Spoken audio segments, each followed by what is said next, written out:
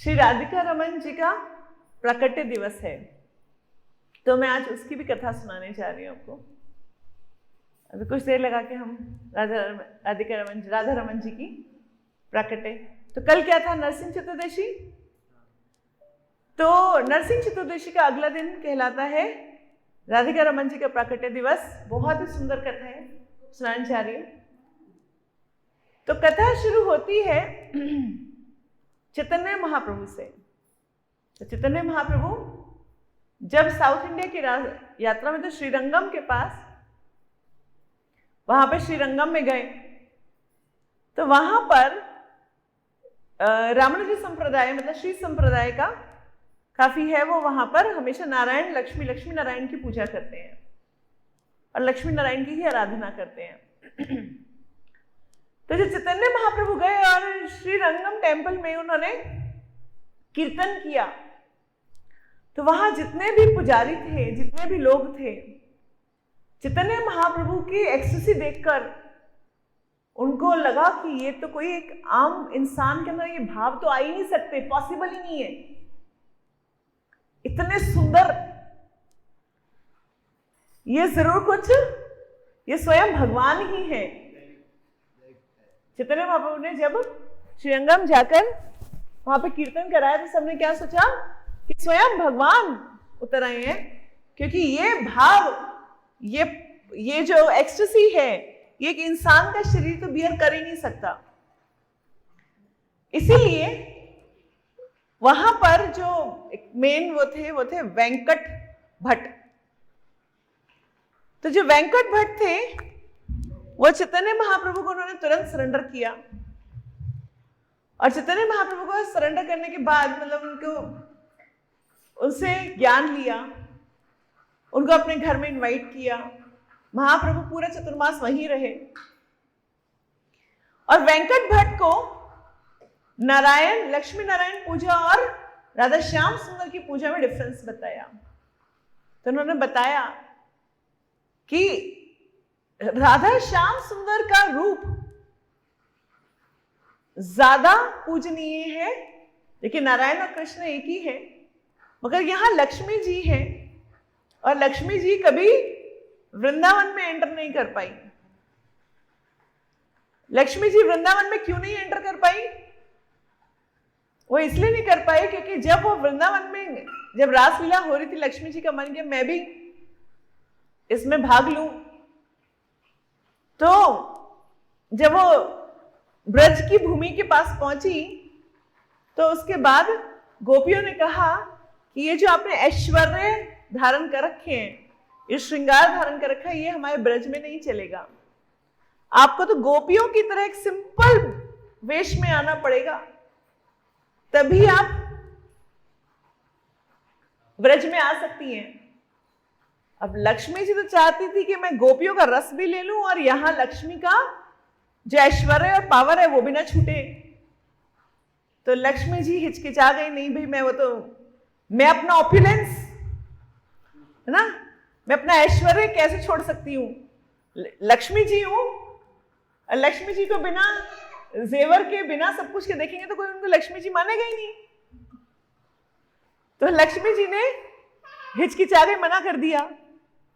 तो फिर गोपियों ने कहा नहीं, ब्रज में तो आपकी एंट्री नहीं है, इसलिए आप क्या कर सकते हैं, आप यहीं पर भगवान की तपस्या कर सकते हैं। तो लक्ष्मी जी ब्रज के बॉर्डर पे ही रह गई, वो कभी वृंदावन में, ब्रज में नहीं आ पाई।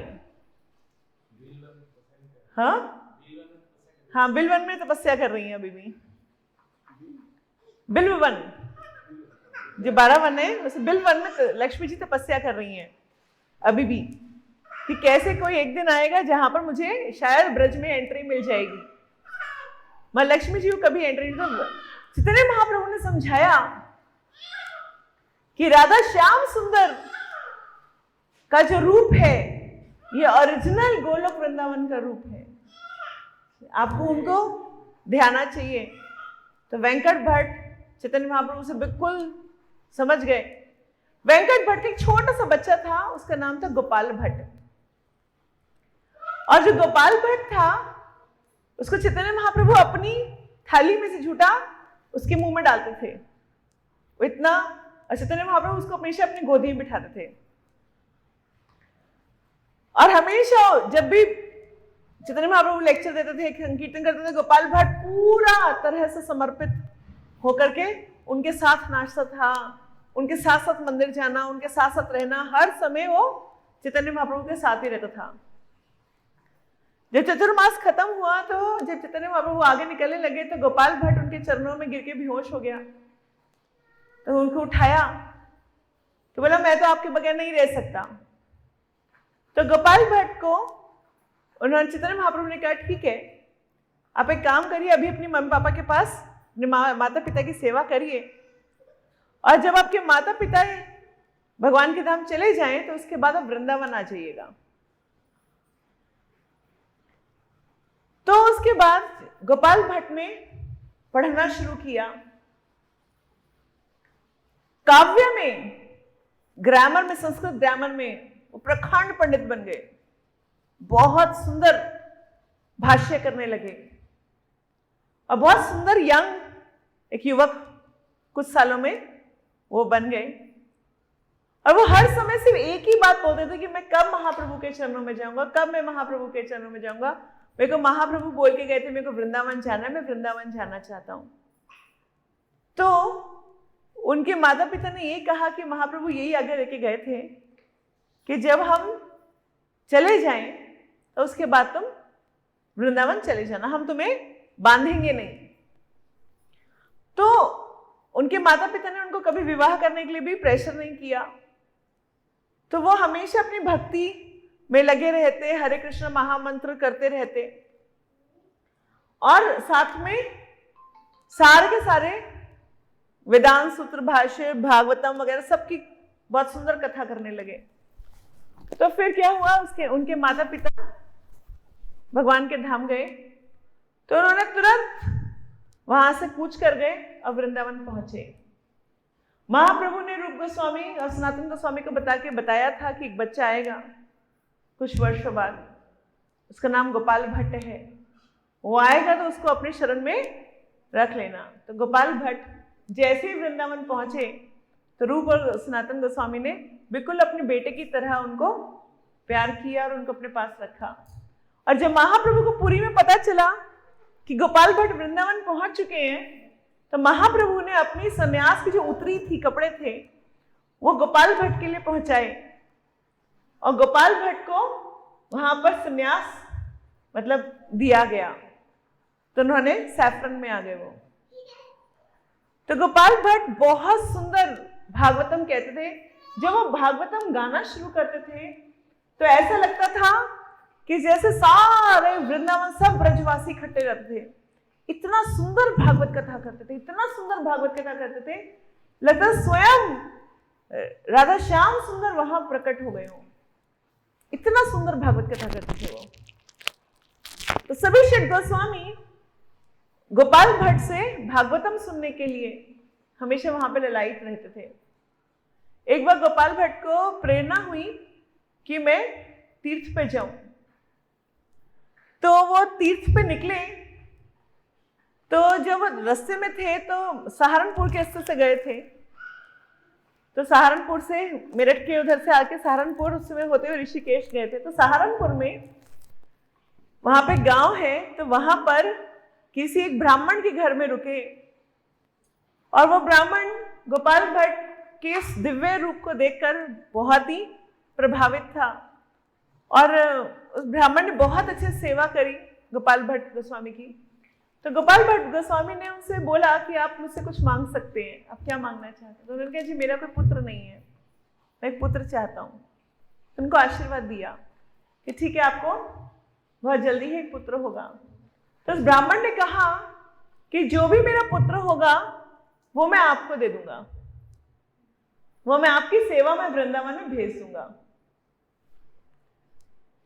तो फिर उसके बाद गोपाल भट्ट गोस्वामी आगे चले गए और जाते जाते वो गंडक नदी नेपाल में पहुंच गए। जब गंडक नदी में स्नान कर रहे थे तो स्नान करते करते उनके वस्त्र में शालिग्राम शिला उछल उछल के 12 शिला उछल उछल के उनके धोती में आ गई। 12 शालिग्राम शिला उनके धोती में उछल उछल के आ गई। तो उन्होंने उन शालिग्राम शिला को धारण किया और 12 शालिग्राम शिला को लेकर के वृंदावन लौट आए। मगर जब वृंदावन आए तो उनको लगा नहीं नहीं नहीं, मैं भगवान की शालिग्राम शिला की पूजा करने के लायक नहीं हूं। जो बहुत अच्छे डिवोटीज होते हैं, बहुत हम्बल होते हैं, उनको हमेशा लगता है कि आई एम नॉन डिजर्विंग। जो नॉन डिवोटीज होते हैं हमेशा लगता है आई एम डिजर्विंग, अरे मेरे को मिलना चाहिए था, तुम्हें पता नहीं मैं कितना बड़ा भक्त हूं। और जो भक्त होते हैं वो हमेशा सोचते हैं कि मेरे को तो जबरदस्त, मतलब मेरे को तो बस भगवान की कृपा से मिल गया, मैं इसके लायक नहीं हूं। तो गोपाल भट्ट गोस्वामी वृंदावन पहुंचने के बाद जैसे उन्होंने शालिग्राम शिला की पूजा करने की सोचा, उनको लगा कि नहीं नहीं नहीं, मैं तो लायक नहीं हूं उनकी पूजा करने के लिए, इसलिए मैं वापस जा रहा हूं। तो यहाँ वृंदावन से पैदल पहले तो कोई रेलगाड़ी, ट्रक, बस कुछ नहीं होता था, पैदल फिर से गंडक नदी गए नेपाल और उन 12 शालिग्राम शिला को वापस गंडक नदी में डाल दिया। और जैसे उन नदी में डाला, वो 12 की 12 शालिग्राम शिला उछल उछल के उनके पास वापस आ गई। ये चमत्कार देखे उनको समझ में आ गया कि भगवान चाहते हैं कि मैं इनकी सेवा करूं। फिर वो उन 12 शालिग्राम शिलाओं को लेकर के वापस आ गए और वहां पर वो पूजा अर्चना करने लगे। मगर गोपाल भट्ट गोस्वामी की बहुत गूढ़ इच्छा थी। जैसे रूप गोस्वामी को गोविंद देव जी प्राकट्य हो चुका था उस समय तक, सनातन गोस्वामी के पास मदन मोहन जी का प्राकट्य हो चुका था और मधु पंडित के पास गोपीनाथ जी का प्राकट्य हो चुका था। तो वृंदावन में 3 बड़े डीटीज आ चुके थे। तो जब वो शालिग्राम शिला की पूजा करते थे तो गोपाल भट्ट गोस्वामी के हृदय में एक इच्छा जागृत होने लगी, क्यों ना मैं कृष्ण भगवान के त्रिभंगी रूप का दर्शन करूं और उनकी सेवा करूं, कि मुझे भी भगवान के त्रिभंगी रूप का दर्शन करना है, सेवा करनी है। तो हमेशा सोचते कि मैं कैसे करूंगा, मैं तो नॉन डिजर्विंग हूं, मैं अब शालिग्राम शिला की सेवा करने को मिली अभी उतना ही करता हूं। तो क्या हुआ, नरसिंह चतुर्दशी वाले दिन एक सेठ आया और उसने रूप गोस्वामी को और सनातन गोस्वामी को और मधु पंडित को और इनको भी, गोपाल भट्ट गोस्वामी को भी भगवान के वस्त्र और ज्वेलरी गिफ्ट करी। तो उनके डीटीज के अकॉर्डिंगली सबको दिया, बट गोपाल भट्ट गोस्वामी को छोटे साइज के भगवान के वस्त्र और भगवान का श्रृंगार दिया। अब जब वो भगवान का श्रृंगार उनके हाथ में आया तो वो बिल्कुल ही रो पड़े और इतना ज्यादा उन्होंने एक्सटेसी में रोए कि ये भगवान, मैं तो आपका ये जो वस्त्र है मैं आपको कैसे पहनाऊं, आप तो मेरे पास शालिग्राम शिला के रूप में हो, मेरे को तो त्रिभंगी रूप में भगवान के ये तो वस्त्र है, मैं आपको कैसे पहना सकता हूं। और रात को सोते समय वो बिल्कुल ही होता ना भगवान के विरह में रोते रह सो गए। सुबह उठे, यमुना स्नान करके आए। ब्रह्म मुहूर्त में यमुना स्नान करने के बाद जैसे उन्होंने अपनी पोटली, वो हमेशा अपनी पोटली में रखा करते थे, मतलब जो यहाँ पर टांगते हैं वो उसमें रखा करते थे। तो उन्होंने अपनी वो पोटली जहां पर शालिग्राम शिला थी उनको खोला तो क्या देखा कि जो नरसिंह शिला थी वो त्रिभंगी राधा रमन रूप में परिवर्तित हो गई थी। इतने सुंदर राधा रमन जी के आपने सभी ने दर्शन किए होंगे। राधा रमन जी की इतना सुंदर रूप है, कहते हैं भगवान कृष्ण की कमर, भगवान गोलोक वृंदावन में जो भगवान कृष्ण की जो कमर है और उनके जो बाजू है, ये दोनों बराबर है, बिल्कुल बराबर है। भगवान कृष्ण की कमर बहुत पतली होती है और जो मसल्स है, हैंड की जो मसल्स हैं, ये बहुत, मतलब भगवान बहुत बलशाली है ना, तो इसलिए उनकी ये जो है बिल्कुल कमर का साइज और ये हाथों का साइज बिल्कुल बराबर होता है भगवान कृष्ण के। और राधा रमन की भी विग्रह के जो साइज है उसके अंदर कमर और जो बाजू है बिल्कुल बराबर है। इतने सुंदर, कहते हैं कि भगवान के चरण मदन मोहन जी से मिलते हैं और वक्षस्थल गोपीनाथ जी से मिलता है, और जो भगवान का मुख है वो गोविंद देव जी से मिलता है। मगर राधा रमन में चरण मदन मोहन जी के हैं, वक्षस्थल गोपीनाथ जी का है और फेस गोविंद देव जी के जैसा है। इसकी वजह से ये पूर्ण कृष्ण का रूप है। और गोपीनाथ जी का आज भी पुजारी बताते हैं कि उनकी पीछे कमर पे जो नरसिंह शिला का जो चिन्ह है, नरसिंह शिला के अंदर चिन्ह होते हैं, वो आज भी उनके कमर पे हैं। मतलब राधा रमन जी की कमर पे नरसिंह शिला का चिन्ह है। तो इस तरह से नरसिंह शिला उस साइज में बन गई जिस साइज के वो वस्त्र देके गए थे। तो जिस साइज के उनको सेठ ने वस्त्र दिए थे, डॉट वो वस्त्र राधा रमन जी के फिट आ गए। उसी साइज की ज्वेलरी थी, उसी साइज के वस्त्र थे। तो भगवान ने ये एक ऐसे विग्रह हैं जो नरसिंह चतुर्दशी की रात को अपने आप शालिग्राम शिला राधा रमन जी के विग्रह में परिवर्तित हो गई। तो कुछ लोग सोचते हैं कि विग्रह तो बनाए जाते हैं, पत्थर से बनाए जाते हैं, और जब वो एक कथा सुनते हैं तो क्या बोलते हैं, अरे तुम लोगों की तो पता नहीं क्या क्या कहानी बनाते हो। तो राधिका रमन जी स्वयं उस नरसिंह शिला से प्रकट हुए। तो आज के दिन वहां पर वृंदावन में बहुत बड़ा फेस्टिवल होता है राधा रमन मंदिर में। आप लोग सब आधे लोग तो सभी वृंदावन वासी रह चुके हो, तो वहां पर जाके खूब सारा प्रसाद भी पाया होगा। भगवान का बहुत सुंदर श्रृंगार होता है, दूध अभिषेक वगैरह भी होता है। तो आज का जो दिन है वो बहुत ही स्पेशल डे है राधा रमन जी के प्राकट्य का। और राधा रमन जी के जो डीटीज हैं उनको अगर कोई एक बार ध्यान से देख ले, मैं हमेशा अपने डिवोटीज को बताती हूँ कि अगर आपने राधा रमन जी के डीटीज को एक बार ध्यान से, होता ना जिसको कहते प्यार से दर्शन कर लिया, तो जब आप आंख बंद करेंगे आपको उनके दर्शन होंगे। और वो दर्शन की जो प्रक्रिया है वो प्यार से जो होता है ना, पूरी डेडिकेशन के साथ आपके आंख बंद होते ही आपको दर्शन देंगे ही देंगे। तो राधा रमन जी के इतने सुंदर डीटीज, और हमारे वृंदावन में औरंगजेब के डर से सभी ओरिजिनल डीटीज मैक्सिमम जयपुर चले गए थे, बट राधा रमन जी आज भी वृंदावन में अपने ओरिजिनल फॉर्म में हैं जैसे प्रकट हुए थे। तो गोपाल भट्ट गोस्वामी की जब ये सुना खबर, तो रूप गोस्वामी, सनातन गोस्वामी और सभी षट गोस्वामी दौड़े दौड़े आए। उन्होंने वहां पे भगवान का अभिषेक किया, बहुत भोग लगाए भगवान को। गोविंद देव जी, गोपीनाथ जी, दामोदर जी, मदन मोहन जी करौली गए हुए हैं, है ना, गोकुलानंद जी, ये सब जयपुर में है। तो जयपुर में ओरिजिनल डीटीज है। तो खैर जो प्रतिरूप होते हैं वो भी हमेशा ओरिजिनल के ही समान होते हैं, इसलिए हमें भेदभाव नहीं करना चाहिए। और फिर भी इसीलिए जयपुर को हमेशा गुप्त वृंदावन बोला जाता है। तो जो लोग जयपुर में रहते भी उनको भी नहीं पता होता कि हम एक तरह से गुप्त वृंदावन में रह रहे हैं। वो लोग भी बस एक सिटी की तरह रह रहे होते हैं, मगर अगर उसको वृंदावन भाव से वहां पे पूजा कर ली जाए तो वहां पे वृंदावन रहने का भी फल मिल सकता है। अगर वृंदावन भाव की तरह काम कर लिया जाए तो, अर्चना कर ली जाए तो। खैर, इस तरह से गोपाल भट्ट गोस्वामी ने आकर आगे जाकर सनातन गोस्वामी की हरि विलास की रचना करने में भी सहायता करी।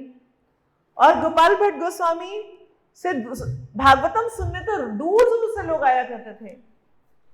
इवन षट गोस्वामी भी गोपाल भट्ट गोस्वामी से ही भागवतम सुना करते थे कि आप सुनाइए।